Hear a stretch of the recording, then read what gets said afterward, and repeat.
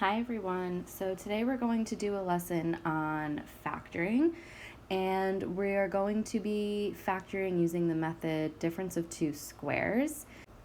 I'd like for you to start the lesson by using the link up here in your notes and watching this short video clip from Khan Academy, and it gives you an overview of what we're going to be talking about today using the difference of two squares methods to factor.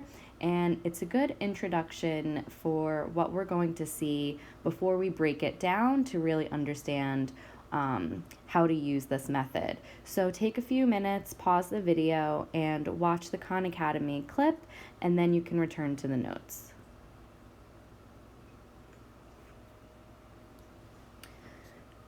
Hopefully you've watched the video clip and the notes were not too confusing, but if they were, we're going to break it down even further.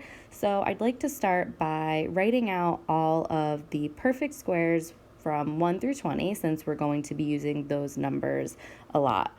So let's write the first 20 perfect squares.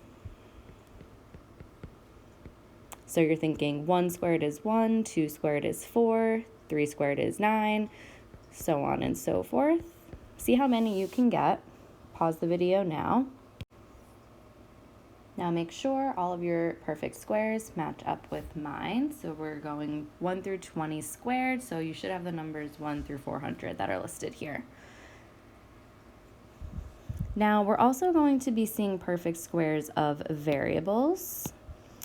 And we have to think back to our lesson on simplifying square roots. So think back to that lesson when we took out the perfect square and we had the leftover that remained underneath the radical. What do you think has to be true about the exponents of the variables to make them perfect squares? Take a minute to think about that, and I'll actually write down what I want you to think about. So this is what I mean when I say think back to simplifying the square roots. So think about how you would simplify the square root of 256, x to the fourth, y to the fifth. Think about how you would simplify that, and then describe what you think has to be true about the exponents to make the perfect squares.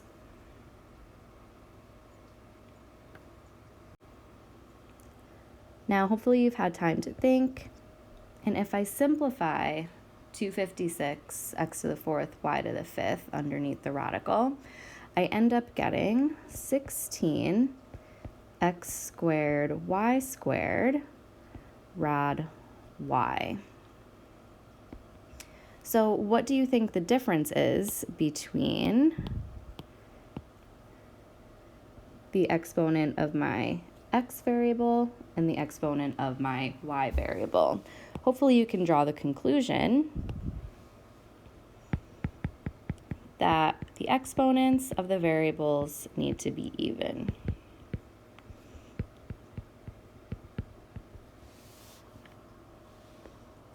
So we're going to continue and keep that in mind. So we're going to fill in the blanks of what squared will give you the following terms. So for letter A, think what squared will give you x squared? Well, all I have to fill in there is an x, because x squared gives me x squared.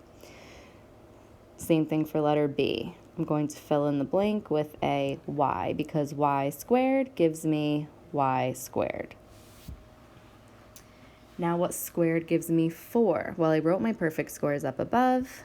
2 squared gives me 4. Do the same thing for letters D and E on your own.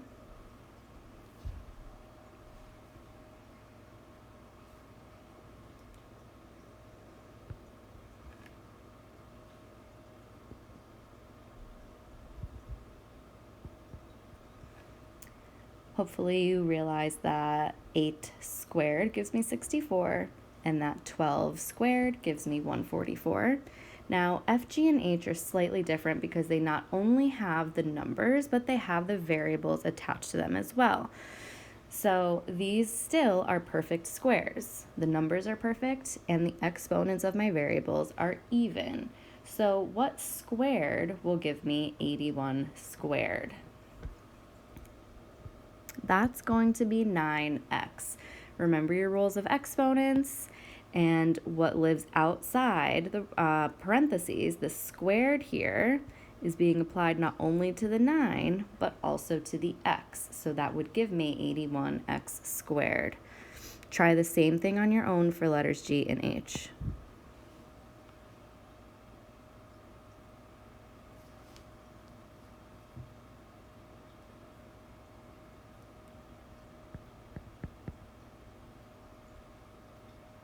So 25x squared, you should have filled in the blank with an 5x. And for 49y squared, you should have filled in a blank with 7y, because 7y squared, again, gives me 49y squared. So remember, the exponents are applied to everything that lives inside the parentheses. So let's take a look here.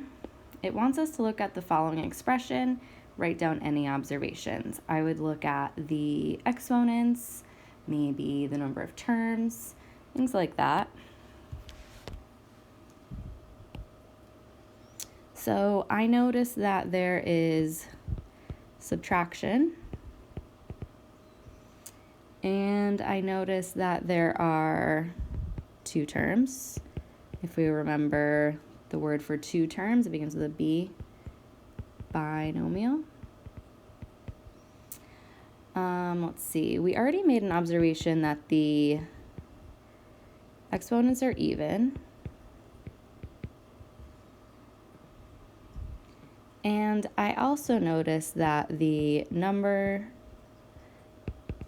is a perfect square.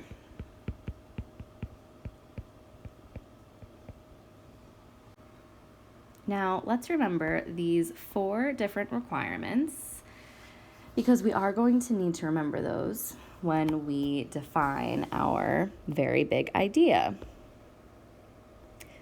So when an expression takes the form a squared minus b squared, we call this a difference of 2 squares.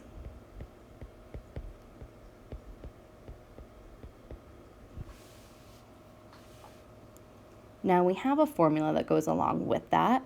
So when we have an expression that fits the requirements a squared minus b squared, we can factor that into a plus b times a minus b.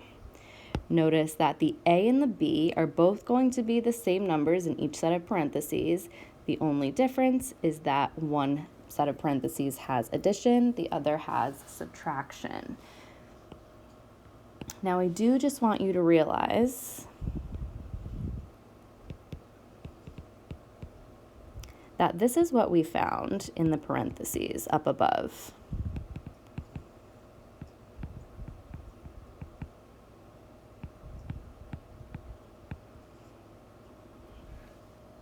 So remember up above, when we found all of these, that's what we're going to be throwing into our pattern.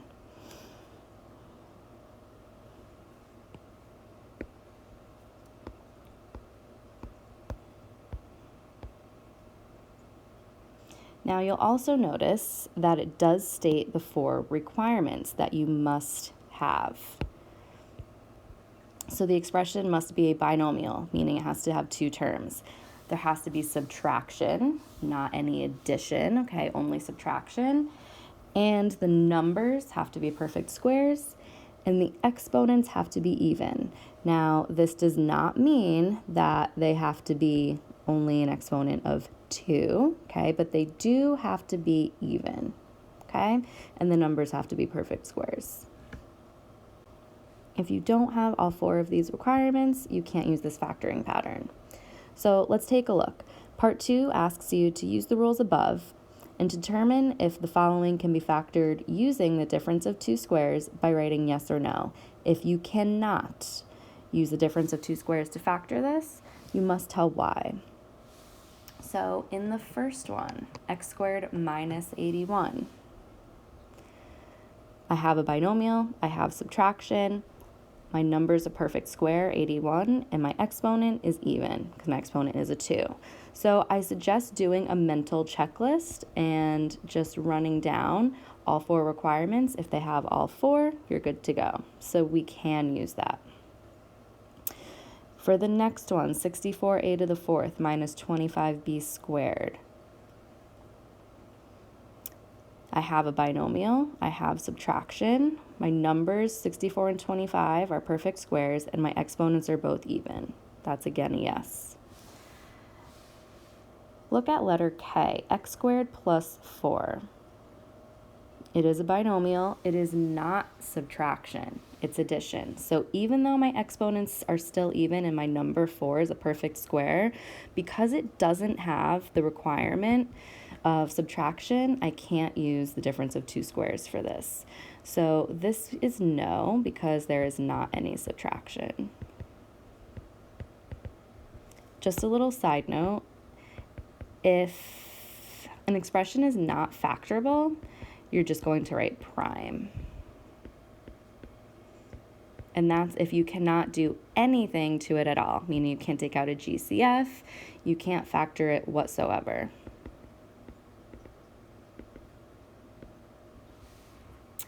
Okay, and the last one.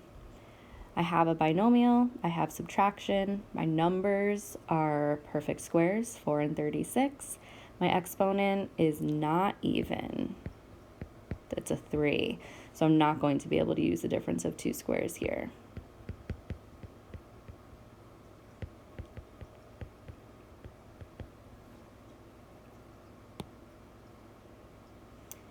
So let's look at the examples below, and I'll get you started with the first couple, and then I want you to finish them up as well as finishing the practice by factoring completely. So for number 1, I think it's easier while you're getting the hang of this to first write down what A and B are. So again, A is what squared gives you the first term, and B is what squared gives you the second term. So A is going to be x, and B is going to be 4. So if I throw that into my pattern, I have x plus 4 times x minus 4. We'll do the same thing with number 2. What squared gives me x squared? Well, that's an x. What squared gives me 49? That's a 7. And x plus 7 times x minus 7 is my factored form. Same things for 3 and 4. What squared gives me 25x squared? That's a 5x. What squared gives me 144? That's 12. So factored form, 5x plus 12 times 5x minus 12. And number 4. What squared gives me 9x squared? 3x. What squared gives me 196? That would be 14. 3x plus 14 times 3x minus 14 is my factored form. Please pause the video now and try numbers 1 through 6 on the practice on your own. And then you may need some more help with numbers 7 through 10. So after you're done, unpause the video and I will go through a little bit of an explanation there as well. So try 1 through 6 on your own now. Here are the answers for 1 through 6. Check through those, make sure that you have the correct answers. If you don't, make corrections on your paper. We're going to look at 7 through 10. You'll notice that they're a little bit different because now we're dealing with some exponents other than 2. So remember in the requirements, we said the exponents have to be even. Doesn't mean they have to be 2, just has to be an even number. So when trying to find A and B of terms whose exponents are an even number other than 2, we're going to think still, what squared gives me that exponent? So you're going to have to use your rules for exponents, and you have to remember the power rule, which multiplies exponents together. So when I'm trying to think what squared gives me x to the 6th, I'm going to think about my power rule, which states that a power raised to another power means you multiply the exponents together. So in this case, I would fill in the blank here with an x to the third, because 3 raised to the second power, this x to the third raised to the second power gives me x to the sixth. So my a is going to be x to the third, and b, remember what gives you 25 when you square it, that's just 5. So my factored form is x to the third plus 5 times x to the third minus 5. Same thing for number 8. Y to the fourth minus 100. You're thinking to yourself, what squared gives me y to the fourth? What am I filling in the blank with? Well, I'm going to fill that in with y squared, because y squared raised to the second power gives me y to the fourth. Remember, you multiply 2 times 2. And my b is 10. So this is y squared plus 10 times y squared minus 10. Try numbers 9 and 10 on your own.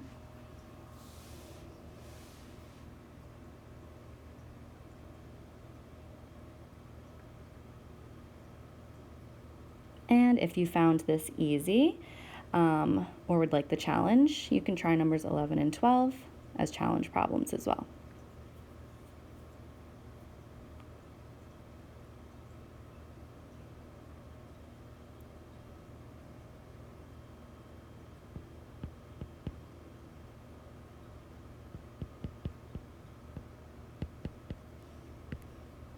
So in number 9, a is 4x to the third. So 4x to the third plus 1, 4x to the third minus 1. In number 10, what squared gives me a to the fourth? That's a squared. And b, what squared gives me y to the 10th? Well, that's y to the 5th. This factors to a squared plus y to the 5th times a squared minus y to the 5th. If you tried the challenge problems, here are your solutions. Once you've completed this, you're all set to start on the homework.